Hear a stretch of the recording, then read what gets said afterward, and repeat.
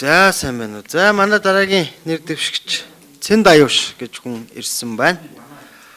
За та 5-аас 10 минутанд багтаан өөрийгөө болон яг энэ нэрвэн шүүлтээс өрсөн сэргийлэх асуудал эрхэлсэн гишүүнээр ажиллавал ямар арга хэмжээ авч энэ зүйлийг одоо энэ талаар ямар арга хэмжээ авч ажиллах вэ гэдэг талаараа тавч танилцуулах ёстой. Тэгээд танаас захимд байгаа хүмүүс болон ажлын хэсэгт асуулт асууж хариулт авна.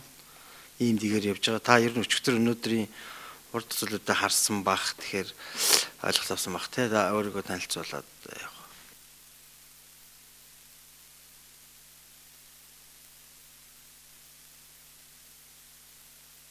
Асаагүй. За намайг Давгийн Цэн Даюуш гэдэг. Би хуульч мэргэжилтэй. За хуулийн ажлыг чамгүй олон жил хийж байна. За эхний жилүүдэд маань би улсын прокурорын харьяа прокурорын байгууллагт ажиллаж прокуророор хяналтын прокуроруудаар ажиллаж исэн. За сүүлийн одоо амьдралынхаа хэсгүүдэд би өмгөөлөгчөөр өнөөдрийг хүртэл би өмгөөлөгчөөр ажиллаж байгаа. За би 95 оноос хойш өнөөдрийг хүртэл өмгөөлөгчөөр ажиллахын цэцүүгээр би хүний эрхийн байгууллагт 97 оноос хойш тасралтгүй ингэж үйл ажиллагаа явуулж хүний эрхийг дээдлэх, хүний эрхийг хөхүүлэн дэмжих, хамгаалах энэ чиглэлээр ер нь бол ихэнх цагаа өнгөрүүлсэн ийм хүн байна.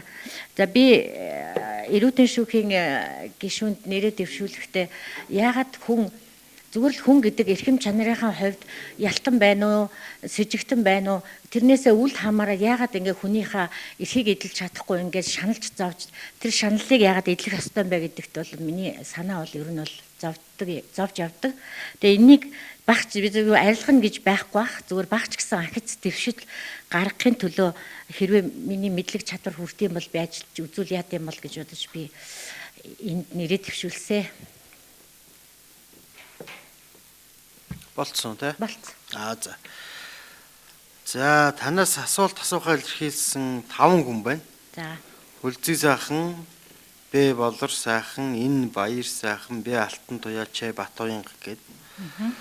Өнөөдрийн энэ сонсголыг яг тантай холбоотой хэсгийг ямар нэгэн хөндлөнгийн хараа тусаар явуулж ийн үгүй юу гэдэгт хяналт тавихаар алтан гэрэл, Ч алтан гэрэл, Г ууган баатар, С нар мандах, Т саруул, Э мөнх зул, Т ариуна, Э туул, Ч ариуна, Г зол заяа, З бадмарг, Г амар заяа, Ж сумьяа сүрэн, С халиуна гэсэн хүмүүс бол хүсэлтээ илэрхийлээд одоо ажиглагчаар оролцож байгаа юм аа.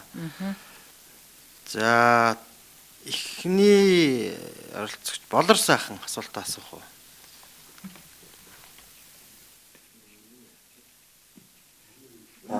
Сайн байна уу, нэр дэвшигчээс дараах зүйлийг тодруулж асууя.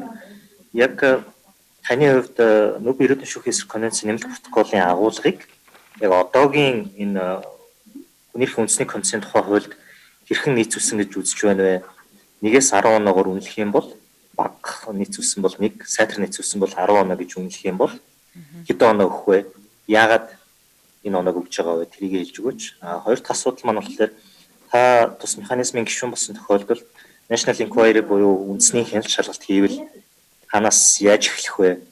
3 дугаарт нь болохоор яг 2008 оны 7 сарын 1-ний үйл явдалтай холбогдуулаад онц байдалтай холбоотой хүний эрхийн зөрчлийн мониторинг хамгааллын эвсэл гэж төрөмс байгууллагууд хамтраад баримтжуулалтын тайлан хийсэн байсан.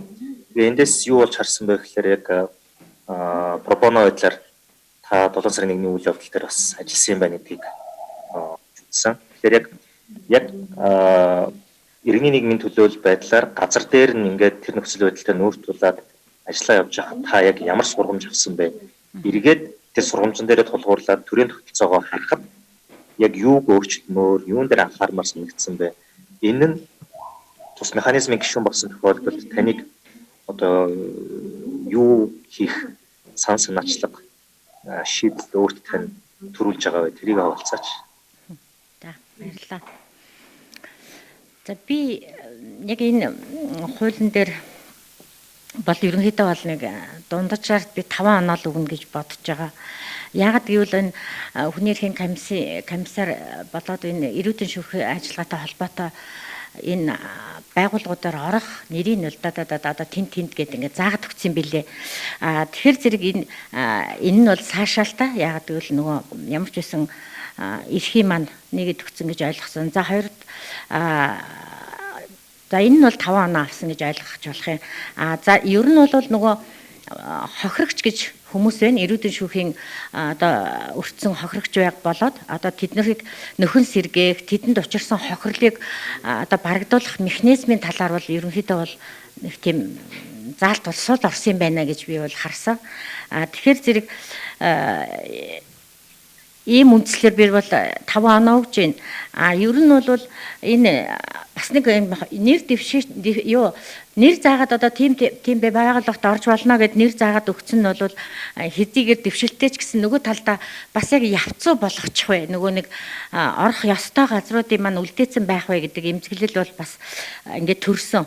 За тэр хохирогчийг нөхөн сэргээх, за тэр хохирлыг барагдуулах тухай асуудал хүний эрхийн үндэсний комиссийн ийм хуулийн дээр байхгүй ч гэсэн өөр бусад хуулиар ингээд зохицуулж болох байсан боловч яг тэр хууль тогтоомжуудаар одоо яг ингээд нөхөн сэргээх ажлыг яах юм, хохирол төлбөрийг яах юм гэдэг энэ заалтуудыг яг уялдуулж бас жоохон тодруулж өгсөн бол зүгээр байх болов гэж ингэж ботсон учраас би ер нь бол дундаж зарим нь байна, зарим нь байхгүй байна гэж ингэж үзсэн юм аа.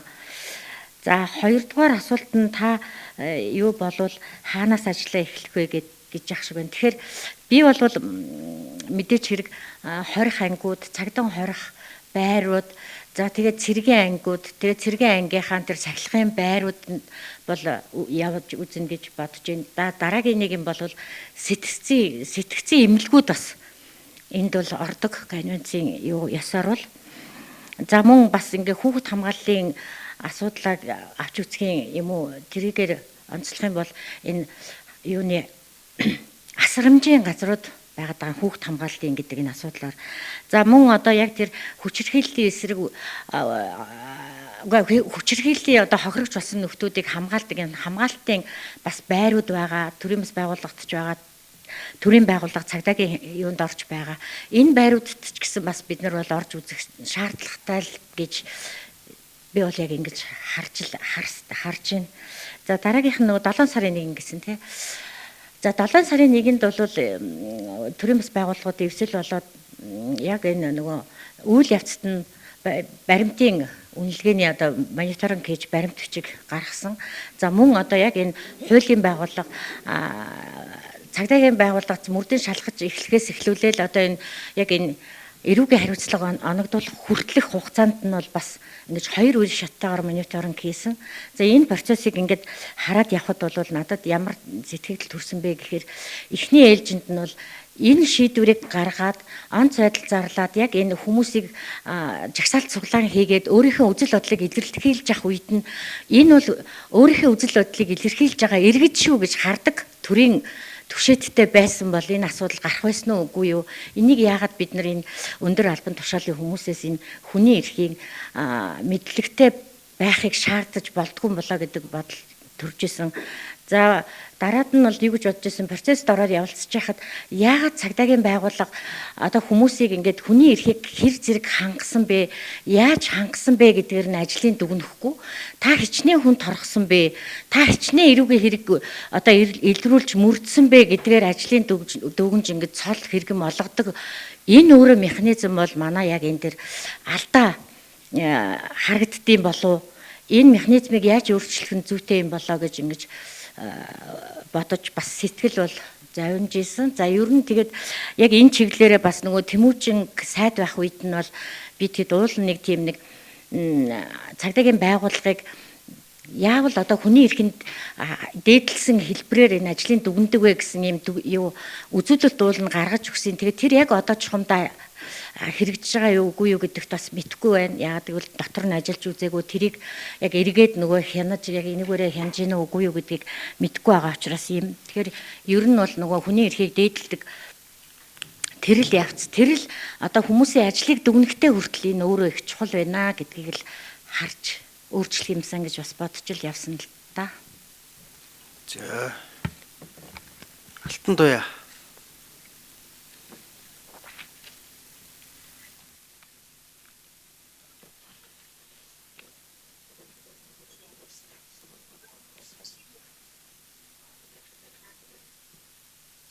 Миний доо орж ирж байна уу? Сонсогч байна. За тэгвэл би асуултаа асууя.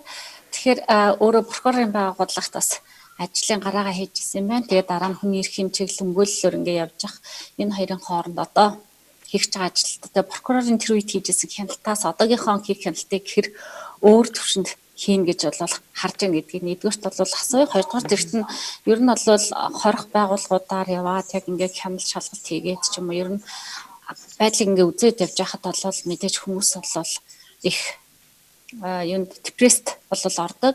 Өөрөө анх бас манай байгууллагын шугамар хийжсэн хорих байгууллагуудын мониторинг төсөл дээр ажиллаж байхдаа хүртэл эмэгтэйчдийн хорих анги дээр очиод цагдаа хорих төв дээр очиод тийм ээ удаан хугацаанд бас ажиллаж байхдаа бас нэлээд их стресссэн гэж ярьжсэн. Тэгэхээр ер нь бол хэр одоо өөрийгөө энэ одоо нөгөө сая ч бас оюун чимэг гişүн хэлж байгаа маш их одоо ийм дарамт шахалт авдаг гэж байгаа ч юм уу те замлахыг сүрдүүлэхт ордог янз бүрийн урт тааштай хүмүүстэй ажилладаг гэсэн ийм нөхцлүүдийг өөртөө хэр их ажилд сурсан тийм хүмүүстэй ажиллах туршлагатай гэж бол харж байна вэ. За би прокурорын байгууллагт дөнгөж сургалт төгсөөл би 81-ээс 93 оны хооронд л ажилласан. За түүнээс хойш би 25 жил өмгөөлөл болоод хүний эрхийн чиглэлээр үйл ажиллагаа явуулсан учраас би энэ хоёрыг бол нөгөө нэг ялгаж салгах тийм чадвартай болсон гэж нэгдүгürt бодож байна. Мэдээж хэрэг өөр прокурор тийм ч учраас прокурор шүүхийн байгууллагт ажиллаж исэн хүмүүсийг өмгөөлөл хийхэд дор хаяж 2-3 жилийн хугацаа өгдөг нь энэ нөгөө нэг өөрийнх нь тэр ажил мэргэжлийн онцлогоос нь шалгаалж тэрнээсээ хүндэрх гэсэн хуулийн заалт байдгийг би бол цаашаадаг. Энэ чутгаараа бол байна. Гэхдээ би прокурорыг хөнгөхөөсөө илүү одоо би бол яг өмгөөлөл хүний эрхийн чиглэлээр ажилласан. Учир нь гэвэл би 25 жил сүүлийн 25 жилээ би яг хүний эрхийн чиглэлээр ингээд үйл ажиллагаа явуулсан байна гэж ингэж хэлмээр байна. За хорих байгууллага дээр очиод мэдээж хэрэг олон янзын хүмүүс уулзсан, олон янзын аран шин гарга нь ойлгомжтой. Гэхдээ хүний эрхийн төлөө ажиллаж байгаа хүн бол мэдээж тэрэн дээр нэгдүгürt бие бэлдэнэ. За анх би 2001-2 онд бол иргэний нийгмийг төлөөлөөд цагдаа хорих байр Дорнот, Төв аймаг, Ховд гэсэн аймагуудын цагдаа хорих байруудад анх удаа шалгалт хийжсэн иргэний нийгмийг төлөөлөөд дараа нь бол 8 онд бол би яг танаа ахантай хамтраад эмэгтэйчүүдийн хорих 461 дээр ингээд мониторингууд хийж явсан л да. Тэгэхээр зэрэг энд юу байдаг вэ гэхээр мэдээж хэрэг хүн ингээд яг тэр тухайн нөхцөл байдлыг яг гүнд нь ойлгоод ямар нэгэн асуудал гарч байхад энэ бол хүний эрхийн зөрчил байна гэдэг юм уу эсвэл ингээд тайлбарлаад эсвэл ямар нэгэн тийм нэг хит тэр хүнийг одоо би танд ингээд ихтгэл төрүүлэх ерөөсө шаардлагагүй зүгээр ажиллаа хийгээ явхад дараа нь ямар нэгэн асуудал гардггүй л дээ. Яг гэвэл би тэрийг яг ингээд хуулийн байгууллагын ажилтан биш учраас тэрийг хараад би шийдвэрлэж чадахгүй. Гэхдээ би яг ингээд мэдээж тодорхой хэмжээгээр нөлөөлөө зөвлөмж өгөөд дүгнэлт гаргаа зөвлөмж өгөөд явхад ажил нь дараагийн одоо очисон байхад тэр нь өөрчлөгдсөн байхад миний боломж энэ шүү гэдгийг уулзсан хүн болгондоо тайлбарлаад хэлээд явхад бол би ч өөрөө нөгөө хүнд ч тийм ихтгэл төрүүлэхгүй байгаа учраас нөгөө тэр хүмүүсийн хүлээлт дондоо үзэх үзэл нь өөрчлөгдөд ирдэг. Тэгэхээр хүний эрхийн мэргэжилтэн ажилтан байна гэдэг бол өөрөө дандаа хүний эрхийг хамгаалж дандаа тийм зөв явах хэвээр. Тэгээд хин нэгэн хүнд ихтгэл төрүүлэх ясгүй л гэж би бодож байна. За ер нь бол би мэдлээ энэний давуугаар яг өнөөдөр би таныг суллан шүү. Ихтгэл үзүүлэхгүй гэдэг нь би одоо таныг өнөөдөр суллан шүү. Эсвэл таны эний ийм нөхцөлийг би ингээд өөрчлөн шүү гэж би амлалт өгдөг байхгүй юу? Тэгэхгүй болохоор за тэрнийг хүнтэй уулзсан. Одоо нэг хүний эрхийн байгууллагын хүн ирээд уулзсан. Одоо би бараг л маргааш сулдагдчих болов уу гэж ингэж бодоод идэв. Тэр өөрөө нөгөө хуулийн процесс явж байгаа учраас би тэр хуулийн процессд оролцоод би прокурор байгаад сул гээл шүүгч байгаад шүүгчийн захирамж гаргаад тэр хүнийг суллах тухайн асуудал өнөөдөр надад байхгүй учраас би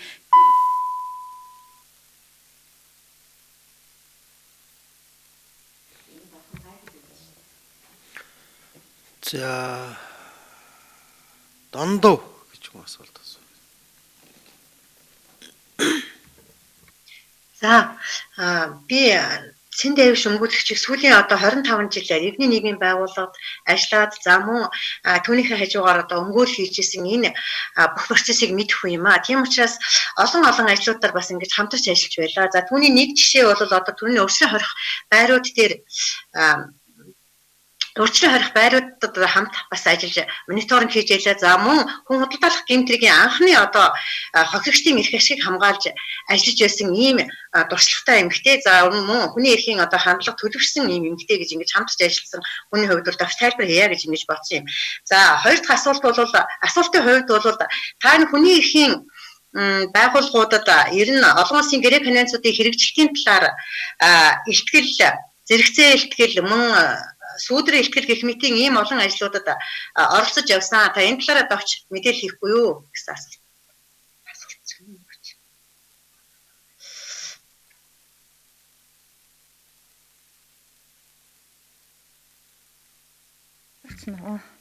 За хүний эрхийн байгууллагууд ажиллаж явж байхдаа олон улсын гэрээ конвенцийн дагуу гарах нөгөө гэрээдийн хороодод илтгэл бичиж нөгөө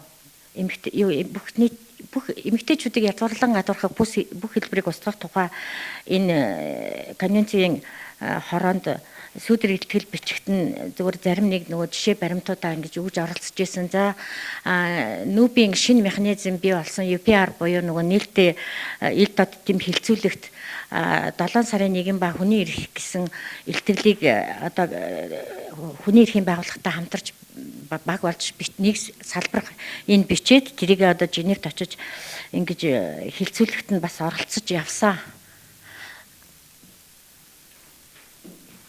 Ажлын гэсэн гişүү асуулт байна уу? Их сайхан. За ерөнхийдөө бол өнөөдөр нөө яг эрүүл шүүлтээс урьдчилан сэргийлэх асуудал эрхэлсэн гишүүдээс яг асууя гэж бодоод байсан боловч цаг хугацааны хувьд нөө таарахгүй явж байгаад яг өөрөөс ч асуух болчлоо. Гэхдээ бол өөрөө нөө иргэний нийгмийн байгууллагаар олон жил явсан учраас энэ асуултыг өөр чинь тавья гэж бодож байна. Энэ юу гэхээр эрүүл шүүлтээс урьдчилан сэргийлэх механизм ерөнхийдөө улс орнуудад байгууллагдахдаа төрийн байгууллага нэмэх нь одоо плюс иргэний нийгэм гэсэн бас хувилбараар нэлээд улс орнуудад бас байгууллагадад үр ашигтай ажиллаж байгаа юм хувилбар байгаа. Тэгээ энийг бол энэ хүн эрхийн үндэсний комиссийн тухай хуулийн ажлын хэсэгт бид нар орж ажиллаад бас энэ хувилбаруудыг яг анхны төсөл дээр нь ярьж байх үед бол энийг бол нэлээд ярьж исэн. Гэхдээ оргүй биш энэ дээр бол бас юм заалт бол орсон байгаа. Тэрний үхээр эрүүл шүүлтээс урьдчилан сэргийлэх зорилгоор ашигын төлөө бас хуулийн этгээд болон бусад байгууллагатай хамтран ажиллах гэд. Тэгэхээр яг энэ хүрээнд одоо шилжүүлдэг энэ урьдчилан сэргийлэх хүрээнд энэ бүх газарт гээд доош нэвтэрч орохдоо энэ одоо үйл ажиллагаанд иргэний нийгмийн байгууллагуудтай хамтран ажиллах чиглэлээр ямар одоо нэг ажил төлөвлөж байгаа вэ гэдгээ хэлхийг хүсэж байна. Тэгээ ягаад энэ чухал юм бэ гэхээр өөрөө нь урьдчилан сэргийлэх механизмд итгэх олон нийтийн итгэлийг нэмэгдүүлдэг. Нөгөө талдаа энэ механизмыг хараат бас бие даасан байдлыг хангахад бол иргэний нийгмийн оролцоо бол чухал ач холбогдолтой байдаг нь бусад улс орны бас туршлагаас харагддаг л да. Тэгээ энэ тал дээр өөрийн чинь байр суурийг сонсё гэж бодож байна. Баярлалаа. За баярлалаа. Тийм ер нь бол энэ нөгөө нэмэлт протоколыг ингээ хэрэгжүүлээд энэ хараат бас байгууллагатай иргэний нийгмийн байгууллага байхгүйгээр тэрийг төсөөлөх ямар ч арга байхгүй шүү дээ. Тэнд иргэний нийгэм байгаад байж ээж төрийн байгууллага байж ээж аль талаасаа тэгш одоо яг өөрийнхөө өнцгөр өөрийнхөө өнгөр уянгална гэдэг шиг өөрийнхөө өнцгөр энэ асуудлыг харах хэрэгтэй л болно гэж би миний хувьд бодож ер нь тэр нөгөө анханасаа л ингэхдээ иргэний нийгмийн байгууллагыг оруулна гэдгийн төлөө маш их идэвхтэй тэмцэж явсан учраас энийг би бол байнга л байх ёстой байгууллагууд байг гэж бодож байна. Хамтарч бол ажиллана. Тэгвэл хамтарч ажиллахдаа одоо мэдээж хэрэг тодорхой шалгуур байх ёстой байх гэж бодож байна. Яагаад гэвэл одоо хин орё гэсэн дуртай нь ороход бол зарим талдаа яг нөгөө хийж исэн алсыг хараад ингээд нөгөө юм хараад бариад явж исэн байхад нөгөө их олон жил ажиллаагүй туршлагагүй хүмүүс ороод ирэхээр боснол хайчдаг нэг юм байна. Олон жилийн туршлагаар тэгэхээр зэрэг яаж сонгох вэ? Хэр тууштай яг энэ эрүүтэн шүүхийн чиглэлээр юм уу хүний эрхийн чиглэлээр үйл ажиллагаа явуулж исэн байгууллага вэ энэ төргээд тэр юунууд бол шалгуур үзүүлэлтээс тодорхой хэмжээгээр байх л ёстой тэгжээж оруулах нь зөв гэж бодож байна. За энэ золзоёо Түүнээс асуулт ирүүлсэн байна би асууя танаас. Эрүүл шүүлтийн ямар хэлбэрүүд дэлхийд дахинаа нийтлэг байна вэ? Монголд эрүүл шүүлтийг ямар хэлбэрүүд байна гэж та харж байна вэ? Ёо би бол ер нь бол нөгөө эрүүл шүүлтийн бүх хэлбэр Монголд байгаа л гэж бодож байна. За яг нь манай ингээд хуулийн байгууллагынхантай яриад хэлцээд ингээд асуудлыг яриа явж хахад зүгээр л одоо 9-9 тулгах юм уу эсвэл нэг зодож занжсан тухайн асуудал яриад идэг байхгүй юу. Тэгээ тэр каньон цасаар чи нөгөө сэтгэлийн шаналгасан тухайн асуудал байгаа шүү дээ. Тэр өвдөлтийг мэдрүүлсэн тухайн асуудал байгаад байгаа байхгүй юу. Тэгэхээр яг тэр тухайн хүн харанхуй жижигхэн тавчмадл өрөөнд байхаар сэтгэл зүйн тогтворгүй айц төгшүүртэй байхад тэр хүний шаналлыг үнэлдэггүй. Тэр зэрэг тэр тэндээс л эхлэх ёстой. Тэгэл цаашаа яваад шаналл өвдгөл завиур одоо ингээл өвчин шаналл одоо зодсон барьсан гэл энэ ингээл бүх юмнууд цаашаа ингээл яваал ингээл үргэлжлэн. Тэгэхээр би бол Монголд конвенцийн одоо яг тодорхойлт ёсоор байгаа бүхий л тэр хэв шинжүүд бол Монголд байдаг л гэж үзэж байгаа. Үгүй ятгатаал гэхэд за ингээл за өнөөдөр яг ингээл бас ч гэж арай дэвшилт гарсан цагдаагийн байгууллагт те ингээд мөрдөн байцаалтын өрөөтэй болцсон тэндэл байцаалт авна гэд ингээд байж идэг. За яг би бол яг мөрдөн байцаагч нарыг бол шууд хүн барьж аваад зоддог гэдэгт бол нэг итгэдэггүй. За хэрэг бүртгэгч юм уу эсвэл тэр нөгөө эрүүгийн төлөөлөгч нар бол дээх үн үед бол нэлээд асуудалтай. Тэгэл эрүүгийн төлөөлөгч нар одоо ч гудамжинд гараад байцаалт авахгүй явж байгаа л тэгэл гудамжиндаа яадгийн чамайг нэг болохгүй бол тэр нэг хийдэг газар чи хийн шүү чи хэлэхгүй бол ингийн шүү тгий шүү гэд нэг ямар нэгэн эмзэг байдлыг хэлээд бариад тэгэл нөгөө хүнийг яа зарим оройн ангид байж байгаа хүмүүс ярьдэн штэ нөгөө би одоо тэгээд заримдаа өмгөөлөгч хаанд ирээд хэлдэг шүү дээ. Байцаагчаа би та ингээд 5 хушуу нэмэх гэдэг би тийм хэрэг яриад үгүй. Та надаа өгчих хэдэн хэрэг өгчих энэ төр гэд. Энд чи өөрөө тэгэл яг нөгөө хэлбэрүүдийг агуулаад нөгөө шаналлаасаа хурдан гарах гэж тэр хэцүү байдлаасаа гарах гэж л ингээд өөрөөсөө ийм юм хийн цаадуулна шахна. Тэр энэ бол ер нь бүгдээрээ л байдаг гэж би бодож байна. За мөх сайхан ажлын хэсэг шүү. За та өнгөрсөн хугацаанд хүн гомдоож байсан уу? Тэгэд нийтийн сонсгол дээр бас хэлж болох тийм жишээ яг тодорхой яг хүмүүний мэдээлэл биш. Гэхдээ тодорхой ийм хүн гомдоож байсан тохиолдол байвал тэрийг хэлж болохоор бол хуваалцсан уу? Харамсч явдаг ийм зүйл байна уу гэсэн ийм нэг ихний асуулт байна. За ер нь бол санаатай бол нэг хүн гомдоё гэж боддгоо. Санамсраггүйгээр ямар нэгэн байдлаар хүн үйлдэл үг хэлээд хүн гомдоцсон байхыг үгүйсгэх арга байхгүй. Зүгээр ер нь бол тэгээд нэг л юм дээр харамсдаг нь юу гэхээр зэрэг би юу яасан.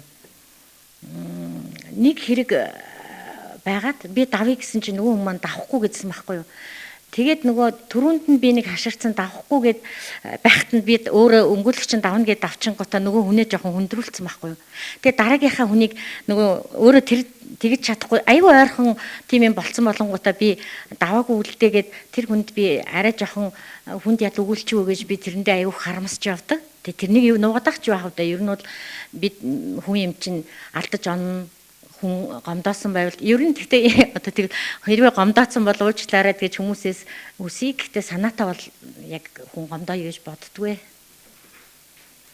За хоёр дахь ийм асуулт байна. Тэгэхээр түрүүн бас яг миний асуултыг асуусан нөгөө иргэний нийгмийн талаар би өгн бас яаж хамтрах талаар асууя гэж бодож ирсэн. Тэгээд яг өөр нэг асуулт юу вэ гэхээр энэ эрүүл шүүлтээс урьдчилан сэргийлэх энэ одоо чухал ажлыг хийх гишүүн. Гэхдээ энэ бол бүр ихний анхны юм гишүүн байгаа байхгүй. Тэгээ нүүбийн мандаттай тэгээ Монголд бол бас ахис дэвшил мэдээж гарч байгаа энэ одоо сөрөг үзэгдлийг бууруулах чиглэлд түрүүн бас та хэллээ. Гэхдээ бол энэ дээр одоо гарсаар байгаа. Тэгээ энэ өөрөө нэг хүн дээр л одоо энэ тохиолдно гэдэг бол маш шудраг бус байж болохгүй. Одоо энийг зөвтгөх те ямар ч юм одоо үндэслэл байхгүй. Ягаад тэгэхээр энэ тэр бол энэ ч өөр нэг тодорхой зорилготойгоор төрийн одоо нэрийн өмнөөс эсвэл тэдгээрээс даалгавар авсан хүн бие махбод сэтгэлийн шанал учруулж хийдэг. Хүний тэр дигнити одоо тэр яг одоо хүн гэдгийг нь үгүйсгдэг. Орилж байгаа одоо мал амьтан шиг л болгож тэр одоо шаналлыг зогсоохын тулд хүснийг нь хийх ийм байдал руу үнийг ерөөсөлийн арга хэрэгсэл болгочдөг ийм аимшигтай үзэгдэл байгаа. Тэгээ энэ 1-2 гарна гэдэг маань өөрөө аюултай. Тэгэхээр энэс гарахаас өмнө урьдчилан сэргийлэх энэ чухал одоо бүтцийг одоо иргэний нийгэм хүний эрхт санаа зовдөг хүмүүс бас олон жил шаардсан бас төрийн эрх бүхий байгууллагууд гэсэн шаттараа арга хэмжээ авсан. Тэгвэл байгууллагадаа өнгө 5 жил болцсон. Тэгэхээр энийг одоо эхлэлийн тавих одоо эхний л гишүүн л дээ. Тэгэхээр энэ ер нь бол эхний гишүүн яаж ажилласнаас дараагийнх нь ажилтдаг. Одоо энэний жишээ бол цэц байна. Одоо захиргааны шүүх байна тийм. Захиргааны шүүх бол маш их дажгүй тавигдаа сайн ажилласан. Сөрөг жишээ нь бол би цэц гэж бод. Яг зарим талаар сайн. Гэхдээ бас л одоо арай нэг өөр тал руу нь ажиллуулсан бол хүний эрх тал руу тий үнцүүлийн цэц ингээд анханаас нь суурин тавигдсан бол гэж бодогдтыг.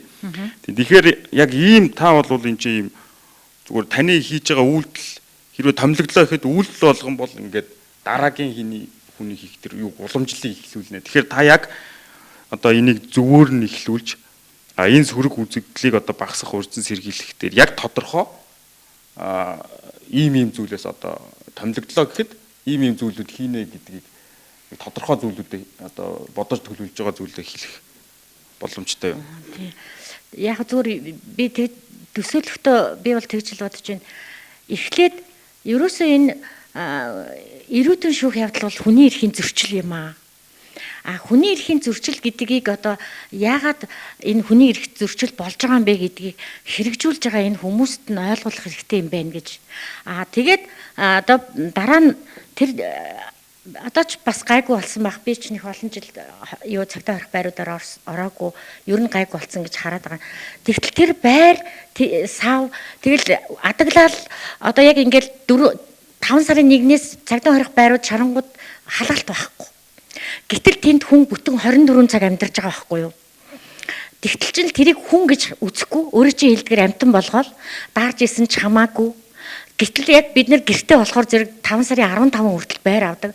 Зарим байгууллагууд мөнгө төлөөд 5 сарын 15 хүртэл ингээл дулаанаа авж байгаа энэ процесс чинь л өөрөө яг хүний эрхийн айгүй том зөрчил байгаа байхгүй юу? Тэрийг яг нөгөө хүн гэдэг эрхэм чанарыг байхгүй болгочвол чи 15 хоног даарсан ч болно. Одоо ингээл цагдаа хорихтаар ороод хүмүүстэй уулзгаад зарим нь чичрээд, зарим нь 3 давхар ноосон цамцтай л гарч ирж байгаа байхгүй юу?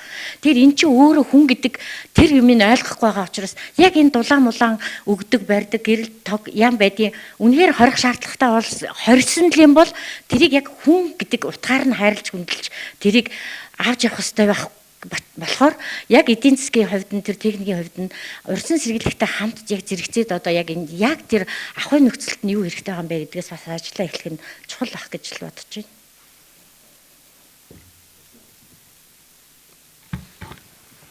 За туул гэж хүн асуулт ирүүлсэн байна. Урьдчилан сэргийлэх мониторингийг та хэрхэн ойлгож байна вэ? Мөрдөн шалгахаачлаас ямар ялгаатай вэ? Ач холбогдлын хэлж өгнө үү? Эрүүдэн шүүхийн эсрэг конвенцийн нэмэлт протоколын үзэл санаанд комиссын шинжилсэн үйлдэл хэрхэн туссан бэ? Түрүүн тэр нөгөө хэний бол тэрнтэй давхардчлаа тий. Тэгээд нөгөө урьдчилан юу гэсэн бэ? Урьдчилан хорих цагдаа хорих байранд мониторинг хийх тухай асуугаад байна уу? Би сайн ойлгосонгүй. Би танд асуултыг дахиад уншаа сонсгоё.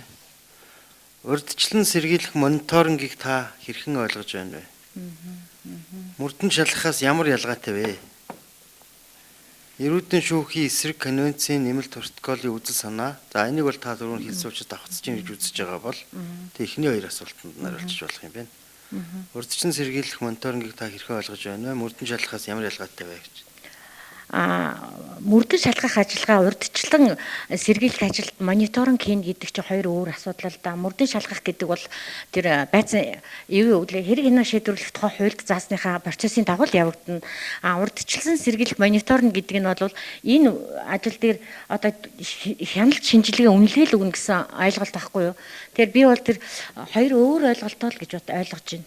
Эхнийх нь дараагийнх нь юу гэсэн бэлээ?